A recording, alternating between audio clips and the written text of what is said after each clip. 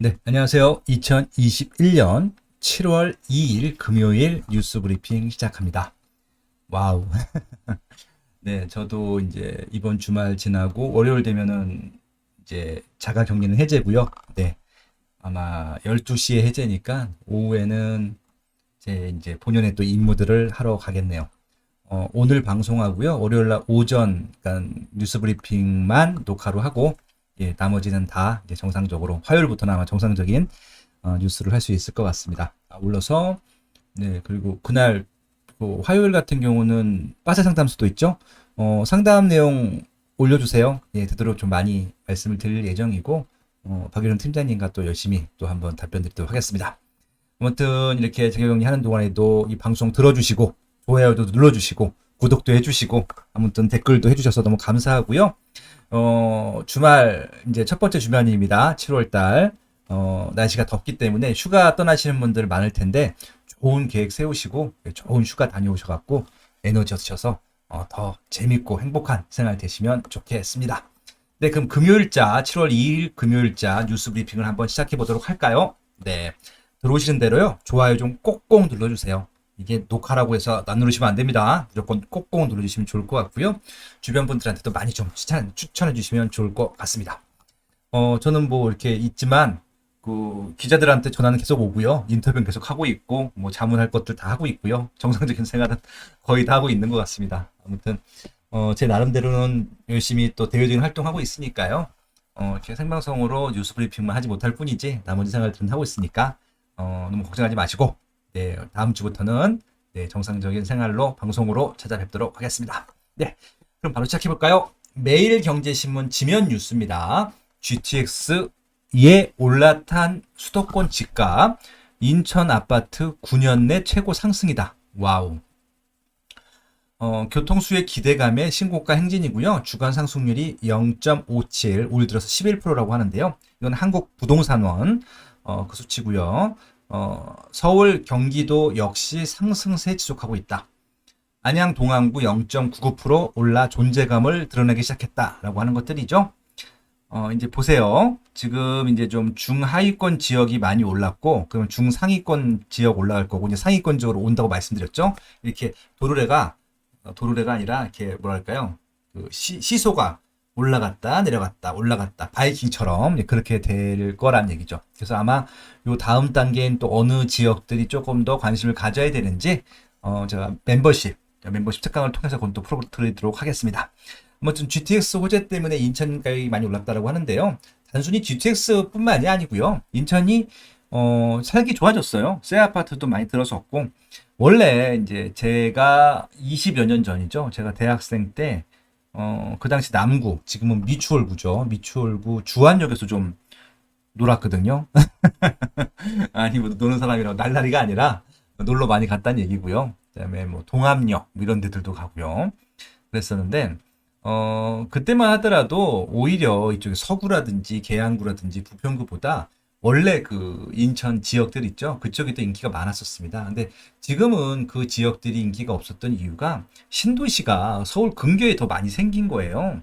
뭐 청라라는 신도시 생기면서 그러니까 아무튼 청라, 송도, 영종 하늘도시 개발할 때부터 2000년도 후반일 텐데 2010년도 넘어가서는 바로 이제 부평구라든지 뭐 서구 쪽으로 다 넘어왔던 것 같아요, 분위기가.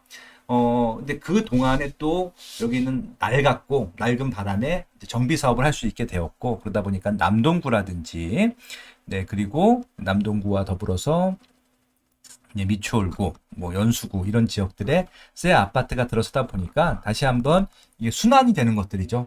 낡은 지역들은 다시 새 걸로 만들고 있고, 그다음에 또 이제 새 것들은 좀 완성미가 기반실이 들어서고 있고, 그래서 전반적으로 인천이 20년 전에 비할 것도 없고요. 10년 전보다도 좀 살기 좋은 도시로 되다 보니까 수요가 좀 증가했다. 혹은 서울로 이탈하는 혹은 경기도로 이탈하는 수요층들이 어느 정도는 좀 막을 수 있었다. 뭐 그렇게 이해하시면 될 것 같습니다. 그리고 이제 이 경기도 같은 경우는 계속 수요가 증가하는 지역입니다. 오히려 서울보다도 수요가 더 증가하고 있죠. 증가하는 이유 중에서는 서울서 수용을 다 못하기 때문에 그러니까 수도권으로 몰리는 수요들을 대부분 다 경기도에서 해소를 해주고 있거든요. 그러다 보니까 이제 안양 동안구 같은 지역들도 서울에 진입하지 못한 층들이 가장 좋아하는 입지 중에 하나죠. 그러니까 분당, 뭐 평촌 이런 지역들 좋아하는데 그 평촌이 있는 지역이 안양 동안구잖아요. 그리고 또 최근에 신규 아파트가 안양에 굉장히 많이 입주가 있었습니다. 만안구, 동안구 통틀어서 그러다 보니까 안양도 올해 아마 굉장히 좀 많이 다른 시기보다는 가격적으로 좀 부각을 받지 않을까? 예, 그렇게 이해하시면 될 것 같습니다. 이건 좀 멤버십 특강할 때 제가 다시 풀어드릴게요. 수도권 아파트 가격 매매 지수 변동률일 텐데 지금 상승률이 제일 높은 것이 인천, 그다음에 경기, 수도권 등의 순입니다. 당연히 서울은 제일 낮겠죠. 서울은 왜? 가격이 비싸서. 예, 근데 아마 단가로만 이게 절대 가격으로만 따지게 되면 서울이 더 많이 올랐죠. 근데 이제 상승률로 따지다 보니까 인천이 제일 싸기 때문에 더 많이 오른 것처럼 보인다. 이렇게 보시면 될 것 같고요. 금액으로 따지게 되면 인천이 제일 많은 게 오른 건 아닙니다. 근데 이제 상승률로 따지게 되니까 인천이 많이 오른 것처럼 보인다. 예, 거기까지만 이해하시면은 이 시장 이해하실 수 있을 것 같아요. 예, 다음 서울시 역세권 활성화로 장기 전세 확보를 하고 있다. 상시 접수로 전환, 대상지 확대, 용적률 높이고 공공시설도 조성하고 있고 자치구에서 계획 위반 하고로 하세요 제발. 그냥 하세요라는 말 특히 못 드리겠습니다. 이 얘기 벌써 역세권 개발한다는 얘기 벌써 언제부터 나왔습니까? 예, 이번 정부에서도 초반부터 추진했던 것들인데 아직까지도 역세권 개발하는 거 보신 거 있으세요? 예, 3080에서도 상당수가 역세권 개발해서 세수가 나오거든요. 제가 한 단지도 안 나올 거라고 말씀드렸죠. 제가 그러니까 왜 그렇게 부정적인 전망을 했냐면요. 방법이 없기 때문에 그렇습니다. 그러니까 이게 단순히 계획으로 하면 안 되고요. 추진을 하는 것들에서 하는 것들이 있어야 됐었고, 그걸 가속화하겠다라고만 제가 이해를 했었는데, 시작도 안 한 것들이 대부분이거든요. 근데 어떻게 이걸 기간 내에 하겠습니까? 그래서 아무튼 제발 하십시오. 라고 밖에 말씀을 못 드리겠네요. 네. 다음 뉴스고요. 세금 내놓니 집 사주자. 1020, 2030도 아니고 1020마저 패닉 바잉. 이거는 패닉 바잉은 아니죠. 그냥 증여를 하는 것들이죠. 증여. 예. 그러니까 좀 패닉 바잉이라는 말을 좀 아무데나 좀 남발 안 했으면 좋겠습니다. 이건 패닉 바잉이 아니에요. 알고 사주는 거잖아요. 부자들은요, 이게 좀 어떻게 보면 일반인들보다는 돈을 합리적으로 쓰고요. 계획적으로 씁니다. 패닉 바잉 아니고요. 투자를 하는 거죠. 자식들한테. 결국은 자식들이 투자를 하게 하는 것들이죠. 그래서 서울 아파트 매수 비중의 최고다. 최근에 그랬다는 얘기고요. 그래서 특히 5월달 거래된 것들을 분석해 봤더니 20대 이하 비중이 무려 5.4%랍니다. 5.4%라고 하는 것은 한 100세대 정도가 거래가 됐는데 그 중에서 5세대, 6세대는 10대더라. 그러니까 증여가 활발하다. 그렇게 되는 것들이죠. 상속세를 내느니 미리 증여를 하겠다라고 하는 것들이고 집값이 올라갈 거에다가 베팅을 한 거예요. 어떻게 보면은 예, 투자적인 측면에서 말씀을 드리면 이것들은 뭐 어느 정도 비율이 증가하는 것들은 어쩔 수 없습니다. 결국은 다주택자로 유지하는 것들보다는 증여세 한번 많이 내고 증여를 하는 것이 이런 자산에 대한 세금 문제를 관리하는 측면에서는 훨씬 더 유리하기 때문에 그렇게 하고 있다. 봐주시면 될 것 같습니다. 다음 뉴스고요. 월세 부추기는 전세보증보험 의무화에 세입자만 또 역풍을 맞았다고 하는데요. 8월 18일부터 제도 시행을 앞두고 있고 집주인들은 전세 계약을 앞당기자라고 하고 있고요. 그리고 반전세 때는 보험료가 부담이 들기 때문에 오히려 전세보다는 월세 정도를 더 요구하더라라고 하는 것들이고요. 싼 전세를 줄여서 결국은 세입자들은 피해가고 있다. 결국은요, 이게 좀 디테일로 들어가게 되면은, 그러니까 이게 형식적인 거 챙겨주려다가 실질적인 것들에 대한 손해를 본다는 얘기입니다. 전세 보증보험 의무화일 텐데요. 이건 지난번에 설명을 드렸기 때문에 추가 설명을 안 드릴 텐데, 뭐라고 할까요? 그러니까 이제, 집주인들한테 책임을 전가하면 안 된다고 말씀을 드렸죠. 그러니까 전세 보증 보험은요, 집주인이 들은 게 아니라 나라에서 들어준 게 맞을 것 같고요. 제 생각에는. 그래서 만약 문제가 생긴다라고 하면은, 일단은 그 보증 보험에서 돈을 내주고, 나라는 임대인들한테 구상권을 청구하면 되는 것들이죠. 어차피, 이 전세 보증 보험 들 때 전세에 대한 것들에 대해서 보증을 하는 것들이기 때문에 그것들을 어떻게 할 수는 없는 것들이거든요. 그러니까 이게 정말 특정 타겟해서 거기에 불이익을 주는 것들은, 그러니까 이런 제도를 시행하기 위해서는 불이익은 본인이 당해야 되지 남들 불이익을 주는 정책을 만들면 안 됩니다. 그러니까 불이익은 무조건 나라가 지는 게 맞는 것들이고요. 국민들을 위해서. 그리고 이런 제도가 필요하다고 하면 운영을 하는 건 좋은데 불이익을 당하는 층들을 특정 그런 국민들한테 모는 것은 나쁜 제도다. 그렇게 좀 말씀을 드려봅니다. 네.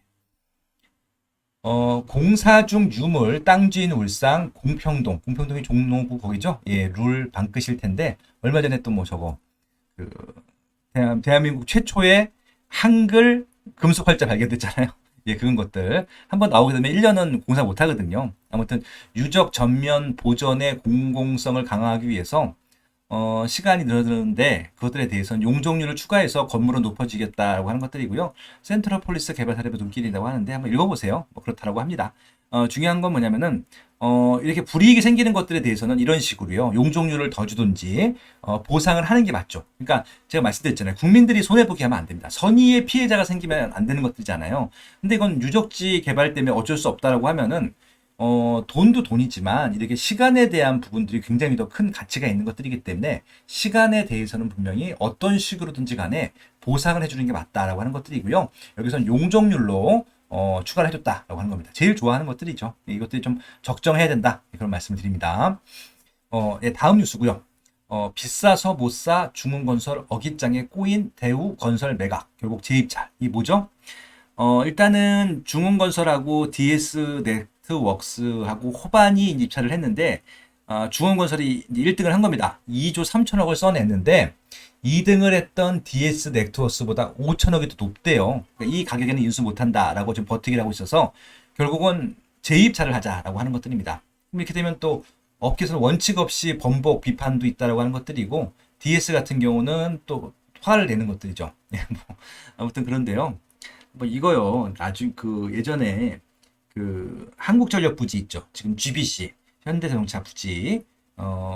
그때 현대자동차 그룹은 10조를 넘게 썼고 2등을 했던 삼성물산은 4조를 썼잖아요. 그때 재입찰 안 했거든요. 뭐가 차이가 있는 걸까요?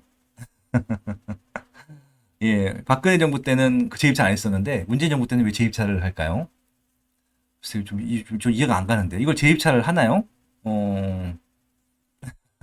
이걸 이해를 전혀 못했습니다. 재입찰을 왜 하는 거죠? 얼마 전에 쿠팡이 아니라 뭐죠? 옥션, 코리아 옥션. 옥션이 뭐죠? 이베이, 이베이 코리아 인수할 때, 롯데보다 신세계가 월등히 높게 썼는데, 이제, 재입찰을 안 하고 협상을 하게 했죠. 그렇게 하는 것은 맞는데, 재입찰을 하게 하는 건 아닌 것 같은데, 예. 잘 모르겠습니다. 저는 이거에 대한 규칙을 잘 모르기 때문에. 근데 예전에 10조를 쓰고 4조를 쓴 사람도 재입찰 안 해줬는데, 이건 5천억 차이인데, 재입찰을 한다? 좀 이해가 안 되네요. 예, 잘 모르겠습니다. 저는 이게 왜 이렇게 하는지 잘 모르겠어요. 제가 설명드릴 수 있는 내용이 아닙니다. 예, 다음 뉴스고요. 한국부동산원 주간 아파트값 노원구 12주째 서울 상승값 상승률 1위, 인천 9년 만에 상승 최대폭이고 1주 만에 0.57% 올랐다. 굉장히 많이 오른 거라고 말씀드렸죠. 서울은 0.12%, 다른 지역에 비해서는 조금 올랐죠. 경기도는 굉장히 많이 올랐고 인천과 서울은 많이 안 오르고 있다. 지금 중위권 지역들이 많이 올랐고요. 아마 이렇게 되면은 이제 중상위권 지역으로도 다음에 영향을 준다고 말씀을 드렸습니다. 그렇게 되는지 안 되는지 한번 지켜보도록 하시죠. 네. 다음 뉴스. 광명 9구역 9년 만에 광명 9구역에서 9년 만에 2주 철거하나요? 카운트다운이 들어갔고요. 관리 처분 인가가 드디어 났습니다. 그럼 이제 마음대로 해도 된다는 얘기죠. 예. 1498가구 롯데캐슬로 탈바꿈될 예정이고요. 조합원 주의양도 금지 직전이고요. 그래서 웃돈 3억, 프리미엄이 3.5억 정도면 바로 팔린다고 하고요. 2만 5천 가구 미니 신도시. 어디죠? 광명 뉴턴이 그렇다는 얘기입니다. 그래서 11, 12, 여기 입지 좋죠. 관리 처분 준비하고 있고, 월편선, 판교하고 월곡, 또 신안산선, 교통호재고요. 철산 주공 재건축도 속속 입주하고 있다라고 하는 것들입니다. 요 밑에가 철산동이고요. 위쪽이 광명 뉴타운일 텐데, 북쪽은 광명 뉴타운, 중간에는 재개발, 남쪽에는 일직동 광명 역세권 신규 택지 개발지구, 광명시 전체가 새 아파트화 되고 있다라고 하는 것들이고요. 입지는 지금 여기 전철역 2개, 여기 광명 사거리역과 광명 철산역 사이에 있는 11, 12구역이 좋겠죠? 그걸 지금 관리적으로 한다는 얘기입니다. 예, 그렇게 좀 봐주시면 될 것 같아요. 제가 그 멤버십 영상 찍을 때 가서 찍었던 게 어디였었죠? 예, 4구역, 5구역 거기 중개업소가 찍었잖아요. 근데 그때 1, 2, 4, 5 여기 다 설명드렸었거든요. 그때 그 방송 듣고 물건 사신 분들 꽤 많았었고요. 지금 저희 카페 스텝 하시는 분 중에 한 분도 그때 저희 멤버십 영상 듣고 그때 4구역과 5구역 4구역, 5구역에 있었던 것 같습니다. 사셔가지고 너무 감사해서 저희 스텝으로 하시겠다라고 하셨다고 합니다. 저 모르는 분이었었는데 아무튼 그렇게 해서 지금 스텝을 하시는 분도 한 분 있으십니다. 네. 아무튼 그럴 때 제일 보람을 느끼는 것 같아요. 이 지역에 대한 정보를 모르다가 여기 새 아파트가 들어오는구나. 한 단지가 들어오는 게 아니라 이렇게 아까 몇 세대라 그랬죠? 예. 2만 5천 세대면은 그냥 신도시죠. 신도시가 생기는구나. 예, 그런 것들 정보 알고 예, 하시는 분들이 있다라고 하는 것들 뿌듯하죠. 예, 아무튼 여러분들도 그렇게 이제 적어도 내 집 마련 하실 때 이런 좋은 기회들 많이 알려드리잖아요. 그럼 놓치지 마시고 바로 의사결정을 하세요. 저희가 방송 그때 나갈 때만 하더라도 피가 3억이 안 됐어요. 지금 피가 엄청 많이 올랐는데 그때요, 진짜 막 그 방송에서 들어보신 분들 아시겠지만 1억대도 있었어요, 피가. 예, 근데 지금은 그 가격 절대 없죠. 그만큼 저희가 소개시켜 드릴 때는, 좀 적극적으로 들어보시고, 정말 좀 뭔가 좀 매력적으로 보인다고 하시면 바로 의사결정을 할 수 있는, 예, 그게 바로 인사이트고, 어떻게 보면은, 재테크를 임하는 마음이기도 할 것 같습니다. 이렇게 좀 봐주시면 될 것 같고요. 다음 뉴스. 금천구청역 무지개 아파트 사업 인가 났네요. 와, 이 무지개 아파트도 이게 꽤 오래 걸렸었는데, 그쵸? 준공된 지 42년이고요. 993가구로 재건축한다고 합니다. 금천구청역 무지개 아파트는요, 저희 원주 아파트 튜어에도 제가 소개해드렸으니까 한번 보세요. 예, 주변이 어떤 변화들이 있는지, 제가 직접 설명을 드렸으니까, 원주 아파트라고 제 블로그에 치시면 뜰 거고요. 제 이제 유튜브를 찾으시게 되면 좀 유튜브 동영상이 많기 때문에 검색이 어려우실 수도 있으니까 제 블로그에서 원주 아파트, 뭐 무지개 아파트 찾으시면 아마 뜰 거니까 거기에 제가 링크 걸어놨거든요. 무지개 아파트 들어가서 보시면 좋을 것 같습니다. 네. 이게 그 롯데캐슬 골든파크 바로 앞에 있어요. 금천구에서 제일 비싼 아파트. 서로 시너지를 주고받겠죠. 역세권 공공임대 전용 8호도 공급한다. 이게 무슨 뜻인지 모르시는 분이 있을 텐데 그 전까지는 소형만 공급했었는데 이제 중형 아파트들도 공급을 한다. 예, 그런 얘기고요. 왜냐면은 가족 단위로 살 건데 소형 너무 적다. 예, 그런 불만들이 있어서 중형으로도 공급을 한다. 그렇게 봐주시면 될 것 같고요. 지식산업센터. 예전에는 아파트형 공장이라고 했었는데 아파트형 공장이 지식산업센터로 바뀌었고 최근에는 또 라이브 오피스로 또 바뀌었다고 합니다. 아무튼 최근에 굉장히 멋있더라고요. 그러니까 이제 어떤 쪽으로 멋있냐면은 지금 기숙사가 들어가는 것들도 있고요. 또 하나 뭐냐면은 그 차 있죠. 자가용이 자기 사무실까지 올라오는 경우도 있습니다. 물론 이제 꼭대기층까지는 안 올라오겠죠. 한 3, 4층까지는 내 사무실 안에다가 주차를 할 수 있는 예, 그렇게 개발하는 데도 있습니다. 꽤 있어요. 한번 보시면 좋을 것 같습니다. 과거랑 달라요. 되게 멋있습니다. 지스라센터가 오히려 나중에는 일부는 일반적인 오피스보다도 인기가 있는 곳이 생길 수도 있겠다. 이렇게 봐주시면 될 것 같고요. 그래서 뭐 신투자 상품이라고 하시는 분도 있고 과잉 광고라고 할 수도 있는데요. 제일 중요한 건 뭐죠? 입지입니다. 예, 상품이 중요한 게 아니고요. 솔직히 말씀 좀 드릴게요. 지식산업센터, 상업시설, 뭐 이런 오피스텔, 입지가 제일 중요합니다. 상품도 중요한데요. 상품은 동일한 입지에선 더 많이 받을 수 있고 수요가 더 많다라는 장점이 있지만 궁극적으로는 입지입니다. 입지가 제일 좋아야지 이런 가격 가치가 유지가 된다. 그렇게 봐주시면 될 것 같아요. 네, 다음 뉴스고요. 상반기 아파트 시장을 결산해 봤더니 정책 약발은 없었다. 그러니까 올해 나왔던 정책들은 대부분요. 규제 정책 없고 공급 대책이었잖아요. 그럼에도 불구하고 정책 약발이 대책이 없었다라고 하는 것은 공급 효과도 없었고요. 그다음에 규제를 풀어주지 않았기 때문에 이런 규제로서 매물이 묶임으로써 오히려 더 거래가 더 안 되고 있다. 그렇게 봐주시면 되는 것들입니다. 그래서 이건 제가 월간 파츠 통해서 한번 다시 한번 정리해 드릴 테니까요. 한번 봐주시면 좋을 것 같고 지금 2021년도가 오히려 2020년도보다도 더 상태가 안 좋다. 예, 그런 말씀을 좀 드려보고 싶었습니다. 그래서 중소형 아파트 가격이 이렇게 올라가고 있습니다. 이렇게 거의 수직 상승하고 있죠. 그래서 하반기 주택시장 전망을 보면요. 고점이지만 정책발 불안이 지속되고 있어서 집값 버블 위험이 더 커지고 있다라고 하는 겁니다. 버블일 수도 있고 아닐 수도 있는데 지금 심각하게 많이 올라가는 건 사실이고요. 그래서 정책에 대한 신뢰도가 떨어졌어요. 그러니까 4년 내내, 그러니까 제가 몇 번 경고를 했었잖아요. 저 포함해서 많은 전문가들이 이거 안 된다고, 안 된다고. 그러니까 이게 그냥 안 된다라고 한 것이 아니라 안 돼요. 그러니까 이미 20년 전에 혹은 40년 전에 똑같은 정책들이 있었습니다. 그때도 분양가 상한제가 있었고, 대출 규제 있었고, 세금 규제 있었고, 지금 하는 정책들이 다 있었어요. 근데도 오히려 역효과가 났었거든요. 그때도 역효과가 나가지고, 똑같은 그런 비판들을 하고 반성들을 했는데, 또 똑같이 하는 겁니다. 혹시나 이번엔 다를까 해서. 그게 그렇게 하면 안 되거든요. 그러니까 결국은 부동산 시장이라고 하는 것은 수급으로 해야지 이런 규제로 할 수 있는 것들은 거의 없다라고 보셔도 될 것 같아요. 지방은 그럴 수 있지 모르겠지만은, 서울은 안 돼요. 규제 갖고 절대 할 수가 없습니다. 대기 수요가 너무 많기 때문에 그렇고요. 그 대기 수요라는 게 제가 말씀드렸잖아요. 이게 아기가 있는 투기꾼들이 아니라 선의라니까요. 선의의 그냥 대기 수요자들이고 실수요자들인데 이걸 어떻게 규제를 막아요? 막을 수가 없는 것들이죠. 아무튼 지금 전세가, 매매가 소폭 상승 유력하고요. 소폭으로 오를 때도 있고 많이 오를 때도 있습니다. 그리고 더 솔직히 말씀드리면 빠질 때도 있어요. 근데 아마 평균적으로는 올라올 수밖에 없다는 얘기고요. 금리 인상 및 가격 급등에 대한 피로감이 변수일 텐데, 그럼 이게 빠지는 그런 요인이 아니라 보합 요인이죠. 이게 빠질 요인들은 아니잖아요. 매물을 지금 막 던져야 되는데, 지금요, 집값이 빠진다고 매물을 던지겠습니까? 더 사지? 예, 만약에 집값이 빠지면 더 살 것 같아요. 제 생각에는. 그러니까 지금 빠질 수가 없다고요. 그만큼 대기수가 많다는 것들이죠. 예, 그렇게 좀 이해하시면 될 것 같습니다. 네, 마지막 뉴스네요. 월 1000가구 정도 지금 공급이 되고 있는데 월 1000가구 많은 거 아닌가요? 월 1000가구 해봤자 1년 동안이면 12,000가구잖아요. 서울은 한 2만도 적고요. 한 4만 정도 돼야지 그래도 좀 어느 정도 된다고 볼 수 있는데 예, 지금 2만 단위면 너무 적죠. 근데 지금 월 1000가구대라고 하면은 정말 적은 거죠. 그래서 서울 3분기 같은 경우는 공급 전력이고요. 3분기가 저도 제일 좀 우려가 되기도 합니다. 그리고 각종 규제 때문에 정비 사업도 지체되고 있고 일반 분양분도 얼마 안 되고 입주 물량도 적고 그 다음에 지금 공공에서 하고 있는 역세권 개발이니 공공주도 뭐 이런 것들 다 지금도 안 나가고 있잖아요. 어떻게 하려고 하는지 모르겠습니다. 3분기 같은 경우는 진짜 제가 봤을 때 심각한 상태거든요.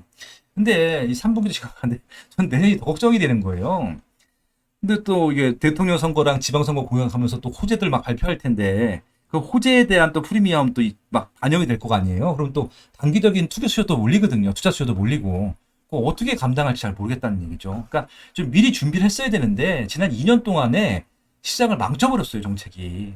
지금이라도 좀 반성을 하고 좀 원점으로 되돌리는 것들이 필요할 것 같은데 막판에 그렇게 하면 이미 늦는데 지금부터 해야 되거든요. 그래서 개인적으로 좀 안타까운 유사들만 전달해드리고 있어서 아무튼 좀 개인적으로 좀 답답합니다. 이렇게 해서 오늘 2021년 7월 2일자 금요일자 뉴스 말씀을 드렸고요. 여기 수치들 나오거나 지역 분석하는 것들은 제가 그 멤버십 영상 찍어서 다음 주에 올려드리도록 하겠습니다. 그리고 월간바 시용 멤버십 분들은 월간바 시용 매거진 제가 한 달 동안에 있는 일들 잘 정리해서 다음 주 중으로 전달해 드리도록 하겠습니다. 제가 회사에 가서 이거 좀 정리해야 되는데 제가 지금 회사에 갈 수 없다 보니까 좀 며칠은 늦을 것 같고 제가 다음 주 중으로는 7월 첫째 주 중으로는 꼭 제출을 할 때 제가 좀 올려드릴 테니까 멤버십도 많이 사랑해 주시면 좋을 것 같습니다. 오늘 여기까지 할까요? 예, 주말에 아주 행복하시고요. 저는 7월 5일 이제 좀 회사 출근할 것 같고요. 7월 6일부터는 정상적으로 실시간 라이브 하겠습니다. 건강하시고요. 다음에 뵙겠습니다. 고맙습니다.